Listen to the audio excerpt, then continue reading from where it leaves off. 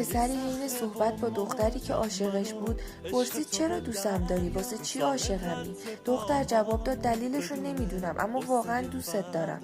پسر گفت تو هیچ دلیلی نمیتونی بیاری. پس چطور دوستم داری؟ چطور میتونی بگی عاشقمی؟ دختر گفت من جدا دلیلش رو نمیدونم اما میتونم بهت ثابت کنم. پسر که یکم عصبانی شده بود گفت ثابت کنی؟ نه، من میخوام دلیل تو بهم بگی. دختر که ناراحت شده بود گفت باشه میگم، چون تو با ابهتی، صدات گرم و خواستنیه، همیشه بهم اهمیت میدی، دوست داشتنی هستی، با ملاحظه ای. اون روز پسر از جوابهای دختر راضی و قانع شد.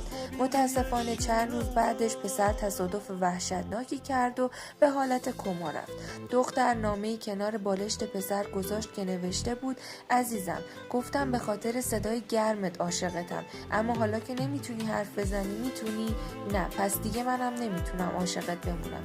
گفتم به خاطر اهمیت دادنها و ملاحظت عاشقتم، اما تو که نمیتونی بهم عشق بورزی، پس من هم نمیتونم دوستت داشته باشم. گفتم برای لبخندات عاشقتم، اما حالا نمیتونی بخندی و نمیتونی حرکت کنی، پس منم نمیتونم عاشقت باشم. اگه عشق همیشه دلیل بخواد، مثل اون چیزیه که تو دوست داشتی از من بشنوی، پس الان دیگه برای من دلیلی وجود نداره که عاشقت باشم. اما عشق واقعا دلیل میخواد؟ نه، معلومه که نه، پس من هنوزم دوستت دارم. تا بهتر ندیده توی تاریخ